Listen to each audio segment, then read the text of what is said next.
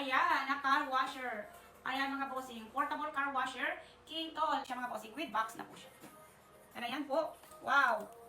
Meron siyang 5 meters. Ayan, the hose na kasama. And meron siyang lagayan po, ayan, ng kanyang detergent or soap mga bossing po. And mga accessories na kasama. Ayan po yung ating car washer natin. Meron po siyang 2 batteries inclusion. And of course, meron siyang manual po na kasama. Ayan, with battery na din and with nozzle mga bossing po. Nozzle hose. And ayan, try na natin. Ilagay natin yung battery. Ayan. Ilagay natin yung battery niya. And meron siyang nozzle hose.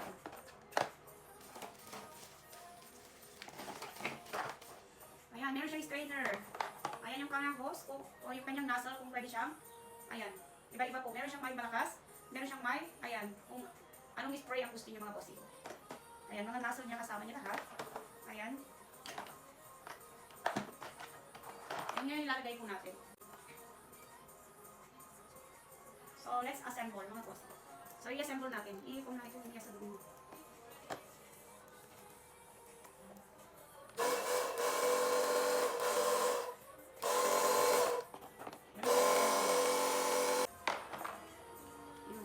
Lagay ng hose.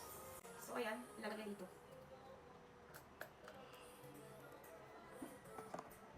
Sente.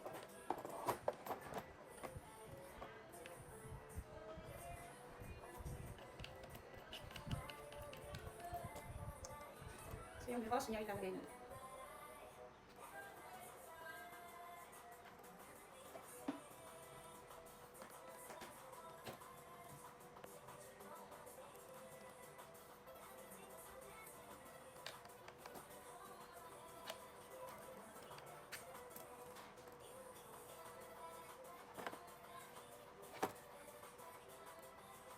Ayan na.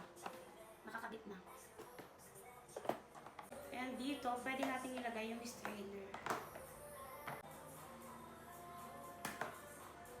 Ilalagay na lang yung strainer kung madumi po yung tubig na gagamitin ninyo. Kung walis irrigation, pwede nyo gamitin yan. So, eto, pwede ilagay dito. So, pwede ilagay sa ayan, pwede nyo ilagay sa gusto ninyo.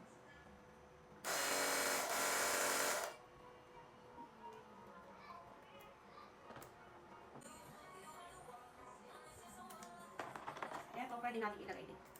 Dali lang. Ayan. Ayan yung kanyang lagayan. Pwede naman dito.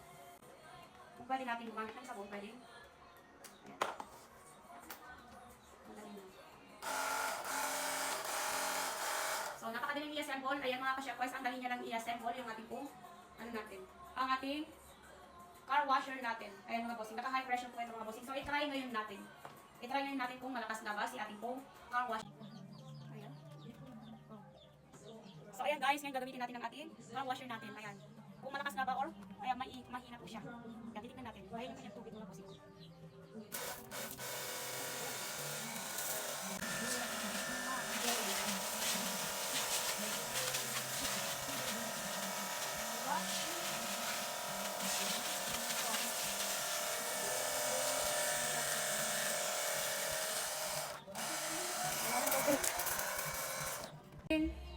Napakaganda at napakalakas ng pressure po ng ating car washer natin. Ayan mga bossing.